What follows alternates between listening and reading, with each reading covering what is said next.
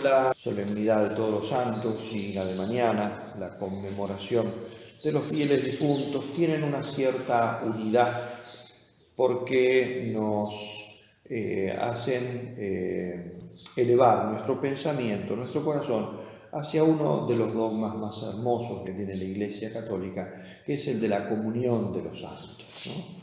En el día de hoy recordamos a todos los santos, ese número innumerable, ¿no?, como lo señala San Juan en el Apocalipsis, ¿no?, que están ya gozando de la visión beatífica.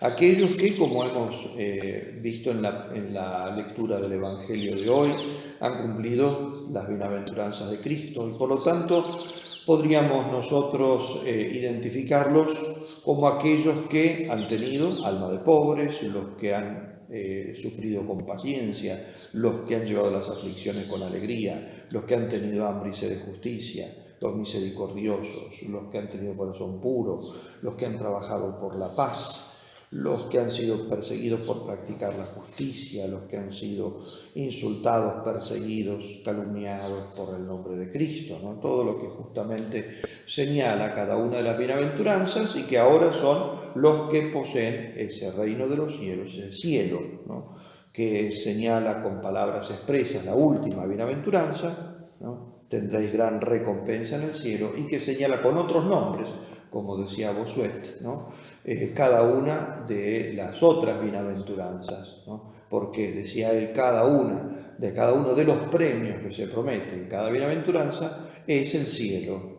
bajo otros nombres, ¿no? El cielo bajo expresión de reino, el cielo bajo expresión de heredad, el cielo bajo expresión de consolación, el cielo bajo expresión de saciedad, de misericordia, de visión de Dios, de filiación divina, etcétera, ¿no? O sea, cada uno de los distintos premios de la bienaventuranza es el cielo en todas las maneras que nosotros podemos concebir o tratar de al menos de imaginar lo que es justamente eso que dice San Pablo, ni el ojo vio ni el oído oyó, o sea que trasciende absolutamente todo lo que nosotros podamos no solo imaginar, sino incluso pensar, ¿no?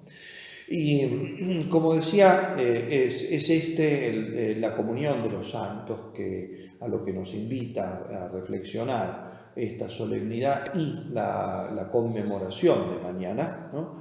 La comunión de los santos que todavía están padeciendo en el purgatorio, los santos que ya tienen el gozo pleno y absoluto, ¿no?, más los santos, los que están unidos a Dios, los que pertenecen a la Iglesia de modo pleno en esta vida, ¿no?, nos invita a recordar algo que es uno de los aspectos, como digo, más hermosos de la Iglesia. Por eso el dogma de la comunión de los santos en el credo sigue inmediatamente a la profesión de la Iglesia Católica. Creo la Iglesia Católica, creo la Iglesia, ¿no? Y inmediatamente dice, creo la comunión de los santos, ¿no? Porque, como decía Nicetas, un autor griego, en su comentario al credo, decía, ¿y qué es la Iglesia sino la asamblea de todos los santos? O sea, la comunión de los santos es precisamente la Iglesia. Estos dos dogmas, entonces, creo la Iglesia, creo la comunión de los santos, en definitiva, son casi equivalentes, si se quiere, son bajo dos aspectos. Al afirmar la Iglesia se afirma muchas otras cosas más, en la comunión de los santos se afirma la Iglesia bajo un aspecto del todo particular, ¿no? Santo Tomás decía, como todos los creyentes forman un solo cuerpo, el bien de los unos se comunica a los otros. Es el aspecto que tiene este dogma en particular y a diferencia de, como digo, el anterior, que habla del misterio de la Iglesia en sí. Aquí se nos dice que ese cuerpo de Cristo, que está compuesto de diferentes personas, ¿no?, se comunican todas ellas, todas las partes de ese cuerpo, se comunican los bienes que poseen unos a otros. Sigue Santo Tomás, dice, es pues necesario creer que existe una comunión de bienes en la Iglesia, pero el miembro más importante es Cristo, ya que Él es la cabeza. Así, el bien de Cristo es comunicado a todos los miembros y esta comunicación se hace por los sacramentos de la Iglesia, ¿no? Por los sacramentos de la Iglesia. Eso, sobre todo, en esta vida, ¿no? En esta vida. Y la comunión con los demás santos, también de alguna manera por los sacramentos, por la oración, por la intercesión de unos por otros, también de alguna manera por los sacramentos. ¿En qué sentido? En el sentido de que al recibir nosotros las gracias sacramentales, eso redunda en bien de todos los demás, ¿no?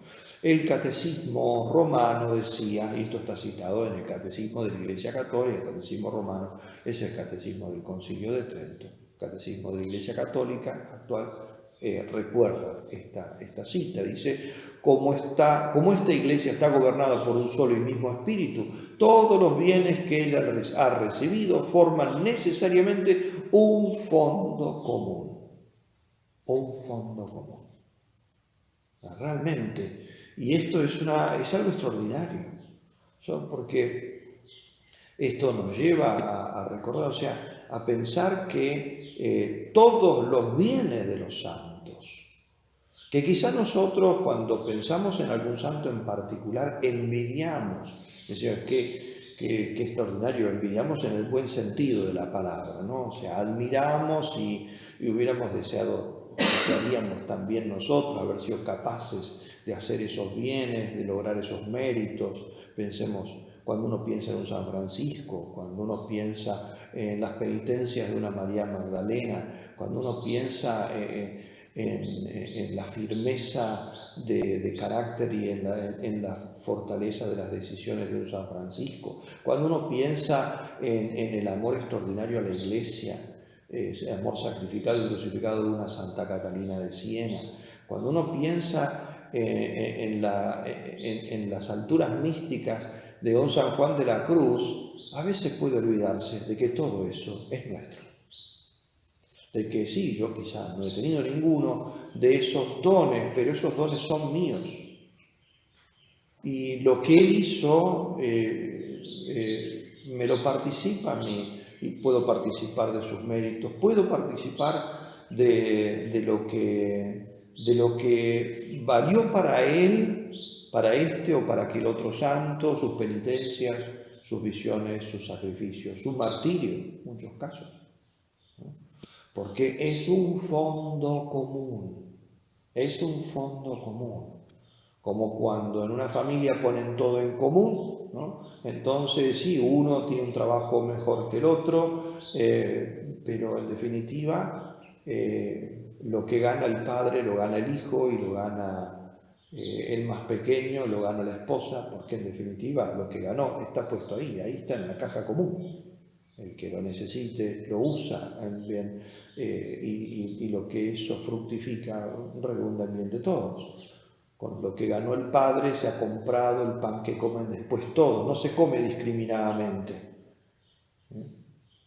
No se come discriminadamente. O sea, el padre porque fue el que trabajó y fue el que ganó el sueldo, come un pedazo más grande que el hijo que simplemente no hizo eso, o que la esposa que no salió a trabajar, sino que ha trabajado dentro de la casa. En definitiva, después el pedazo de pan es igual para cada uno, ¿no? Por lo tanto, ese fondo común. La expresión comunión de los santos es una expresión hermosísima, bellísima, y tiene, dice el catecismo, dos significados estrechamente relacionados. Significa comunión en las cosas santas y significa comunión de las personas santas. Comunión en las cosas santas justamente de esta participación en los bienes. La participación o la comunión de las personas santas significa esta mutua unión, esta amistad común, este amor de unos por otros, esta preocupación de unos por otros, ¿no? Comunión en las cosas santas, comunión entre las personas santas, ¿no? La comunión, en primer lugar, en las cosas santas, en los bienes espirituales.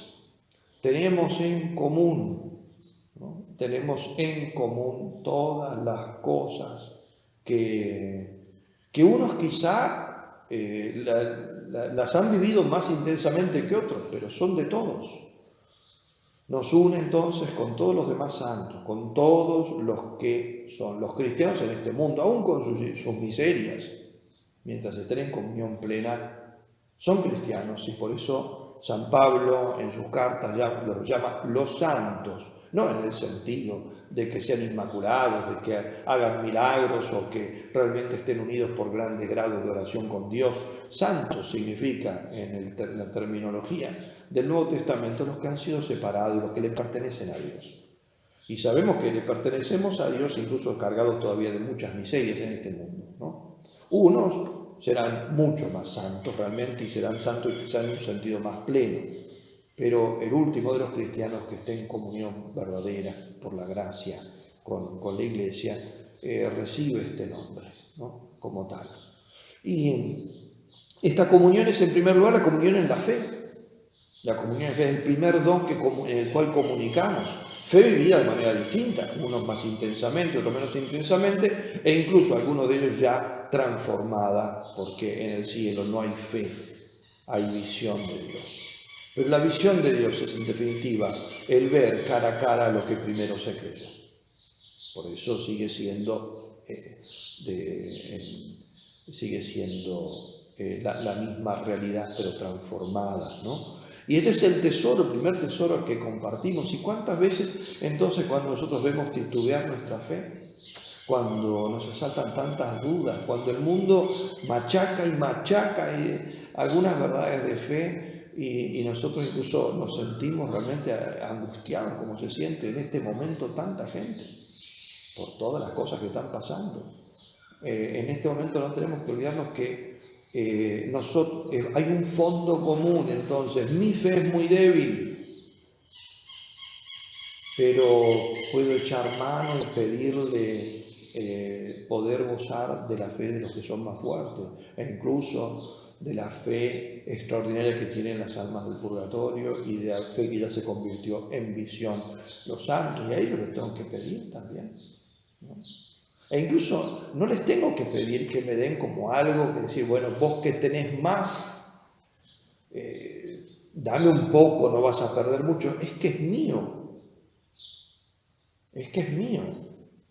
El hijo, cuando le pide a la madre un pedazo de pan, no le pide como que le dé algo que es de ella y que podría ella no dárselo, y que se lo pide, bueno, a ver si ella quisiera desprenderse, le pide un pedazo del pan que me pertenece. Solo que quizás no soy yo quien tiene que cortarlo y agarrarlo, ella es la que lo reparte, pero basta con que yo se lo diga, tengo hambre y ella reparte la comida de todos. Tengo frío y ella me dará la frazada que necesito para taparme, para cubrirme, ¿no? Entonces lo mismo con la fe, porque es la comunión en la fe.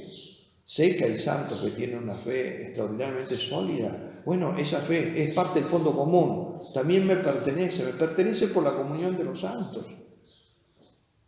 Puedo a veces recordarle a algunos de esos santos que en este momento yo la necesito mucho más que en otro momento, y que Él me la comunique, porque los bienes santos tienen una particularidad, se comunican sin perderla. Si yo doy un pedazo de pan, hay un pedazo de pan menos. Pero si los santos me dan parte de su fe, ellos no pierden nada. Quizás se le aumenta incluso. Cada vez me dan parte de sus méritos, ellos no pierden sus méritos. Son inagotables.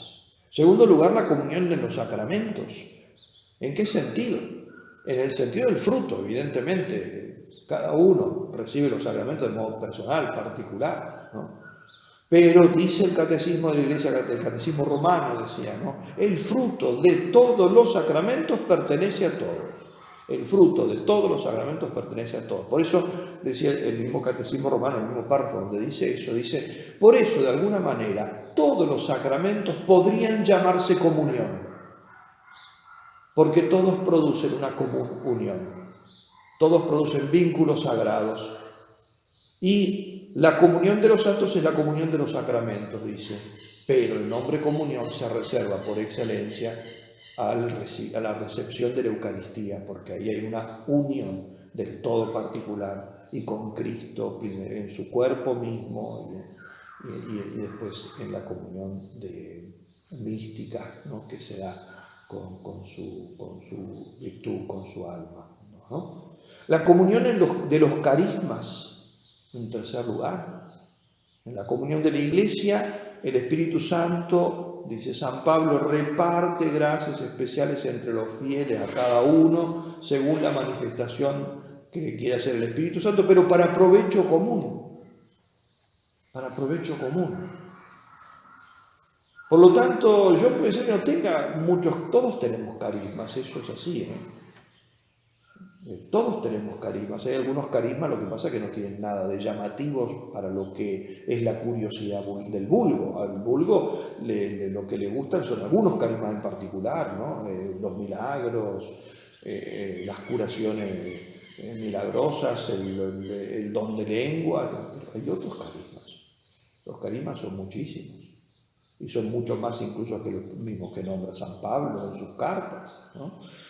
Es el hecho de la paciencia con los demás, a veces es un carisma, el hecho de todo aquello que redunda en bien común, justamente porque si redundara solamente en bien propio, bueno, sería otra cosa, otro tipo de gracia, porque los carismas tienen en particular que son para edificación de la Iglesia. Por lo tanto, cuando yo veo esos dones particulares que tienen algunas personas para hacer el bien a todos o para hacer un bien que redunda en el bien de todos, ¿no? Por eso la firmeza de fe, por ejemplo, al margen de la virtud de la fe, ¿no? Que es personal y es el aceptar la verdad que Dios me revela y es en parte particular. Pero hay santos que tienen una manera de vivir esa fe, que cuando uno ve, por ejemplo, la manera en que vivía la fe de Juan Pablo II y a uno le da una tranquilidad, una seguridad en su propia fe. Entonces eso no es solamente lo que estoy viendo, la fe, virtud teologal, sino el carisma de la fe. Es otra cosa distinta. La fe teologal es algo que ha aprovechado a él. Pero ¿por qué la manera de vivir la fe, la manera de rezar, la manera de unirse con Dios? Yo lo veo a él y yo creo más. O sea, de pronto mi fe titubeante dice, no puede no ser cierto lo que cree este hombre, pero entonces eso está redundando en mí. Ese es el carisma de la fe. Entonces eso ya es otra cosa, carisma. Y como digo, todos tienen carismas. Algunos serán carismas muy poco relevantes aparentemente, pero que están haciendo el bien. Están haciendo el bien, ¿no? Algunos tienen el carisma incluso de oración, la manera en que no es el rezar en lengua, levantar las manos o dar saltos. A veces es el rezar sin que nadie lo vea, pero de pronto toda la iglesia se siente fortalecida, no sabe por qué, pero esa es la gracia que está recibiendo esta persona en esa manera de su nombre de oración, ¿no? De oración permanente, y con su oración hace un bien enorme. Los carismas entonces son un nexo, son un bien común, ¿no? La comunión incluso en las cosas materiales, como que destaca el libro de los Hechos de los Apóstoles como algo propio de la primera comunidad de cristianos en torno a la Virgen, tenían todo en común, ¿no? También esas cosas. La comunión de la caridad en particular. Como dice San Pablo en la carta a los Romanos, ninguno de nosotros vive para sí mismo, como tampoco nadie muere para sí mismo, ¿no? Si sufre un miembro, todos los demás sufren con él. Si un miembro es honrado, todos los demás toman parte en su gozo. Ahora bien, vosotros sois el cuerpo de Cristo y sus miembros, cada uno por su parte. Esto está en la primera carta a los Corintios y allí mismo también está aquella expresión del himno de la caridad. La caridad no busca su interés, su propio interés, por lo tanto busca el interés común. De ahí entonces que la caridad sea uno de los bienes que más pertenece a todos, ¿no? El menor de nuestros actos hechos por caridad repercute en beneficio de todos. Por eso no estaría mal a veces decirle a una persona, sé bueno, que yo lo necesito. Y no le estoy pidiendo que sea bueno conmigo. Sé bueno, que necesito que haya personas que sean buenas, porque en definitiva también yo vivo de la bondad, de la caridad de ellos, ¿no? La comunión entonces en las cosas santas, primer sentido que tiene este dogma. En segundo lugar, el que quizá más, como digo, debemos recordar en este día, el día de la solemnidad de Todos los Santos y el día de mañana, la conmemoración de los fieles difuntos, que es la comunión entre las personas del cielo, de la tierra y del purgatorio, los tres estados de la Iglesia. Los tres estados de la Iglesia. Dice la Lumen Gentium que hasta que venga Jesucristo, la Iglesia tiene estos tres estados, ¿no? Unos peregrinan a la tierra, dice, otros ya difuntos se purifican, otros están ya glorificados, claramente contemplando a Dios uno y trino tal cual es. Eso es de la Lumen Gentium número 49, ¿no? Y la comunión, ¿en qué consiste propiamente entre las personas? En la intercesión de unos por otros, ¿no? Los del cielo, que están más íntimamente unidos a Dios, consolidan más firmemente a toda la Iglesia en la santidad, ¿no? Los que estamos en este mundo, además de comunicar entre unos y otros los bienes y ayudarnos mutuamente, también tratamos de aliviar las almas del purgatorio, una de las devociones más hermosas de la Iglesia y una de las que mejores amigos nos acarrea, porque las almas del purgatorio son las almas más agradecidas que podamos imaginar. Y cualquier oración que se hace por ellas repercute después en gracias extraordinarias, velan por nosotros realmente. En particular, por supuesto, al después terminar su purgación y convertirse ya en contemplativo, ¿no? Dejar de ser de alguna manera almas en estado de purificación para ser comprehensores, como lo llama la teología, los que ven y abarcan dentro de lo que humanamente es posible, es imposible de forma real, total, el rostro de Dios, ¿no? Por eso decía Santo Domingo de Guzmán en su lecho de enfermedad y agonía, decía: no lloréis, os seré más útil después de mi muerte y os ayudaré más eficazmente que durante mi vida. Y Santa Teresita del Niño Jesús, algo parecido: pasaré mi cielo haciendo el bien sobre la tierra. Algo muy parecido dejaron escrito algunos de los mártires de Barbastro, ¿no? Esa conciencia entonces de que justamente es el comunicar los bienes, ¿no? Comunicar los bienes. Esta comunión de los santos implica, ¿no?, con los santos que ya están en el cielo, ¿no?, de parte de ellos, bueno, el hacernos bien, interceder por nosotros ante Dios, ¿no?, el concedernos las gracias que necesitamos, el velar por nosotros, y el ofrecerse de modelos nuestros. Y de parte nuestra, bueno, el venerarlos, el alegrarnos por ellos y el verlos como modelos, el tomarlos realmente como modelos. Ellos son modelos, eso significa justamente lo que quiere decir la Iglesia al ponerlos como, al canonizarlos, o sea, ponerlos como canon, como medida. Ahí está el ejemplar, ahí está lo que debo pintar, el modelo, ¿no? Él me ofrece el modelo y yo, evidentemente, de mi parte lo que tengo que hacer es tratar de imitarlo y amarlos en un amor que realmente se refuerza. Debemos ser amigos de los santos. Eso es la comunión, amistad, amigos de los santos. La comunión con los demás santos es comunión con Cristo, en definitiva. Ellos nos refuerzan justamente en el amor a Dios, porque lo que hacen es tratar de comunicarnos lo más preciado que tienen, que es el amor a Dios. Y la comunión finalmente con los difuntos, la comunión con los difuntos.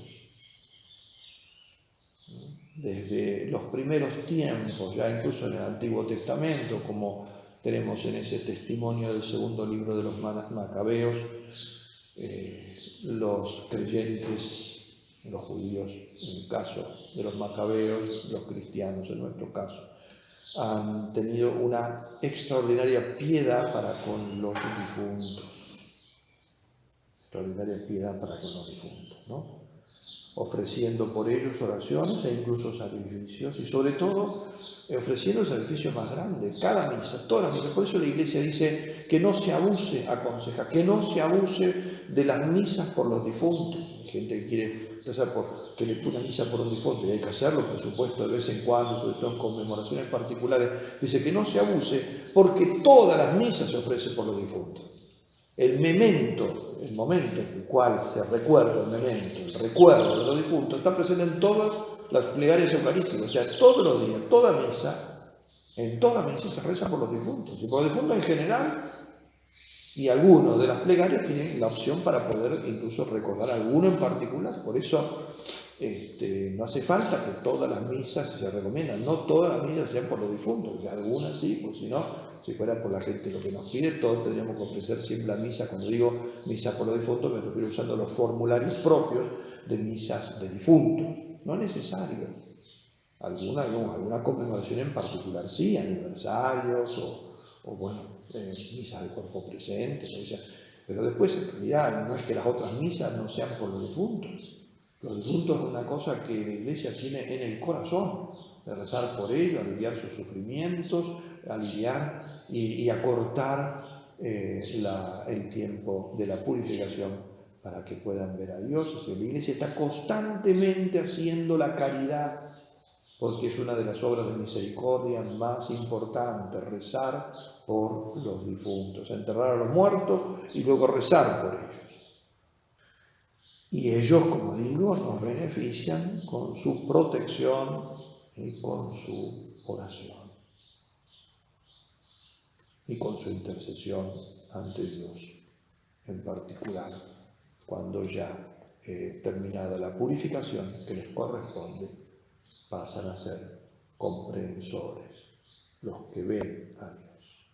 Por eso digo, este dogma, ¿no?, de la comunión de los santos es un dogma realmente que nos llena de alegría, de felicidad. Es el dogma que elimina la posibilidad de la soledad. Un cristiano que tiene presente esto no puede sentirse solo nunca. Sabe a qué pertenece y sabe no solamente que pertenece a una gigantesca comunidad, sino que ella está con él donde él esté. El anacoreta más perdido en un desierto es alguien que vive rodeado de ángeles. Es hermoso ese episodio del profeta Eliseo, ¿no?,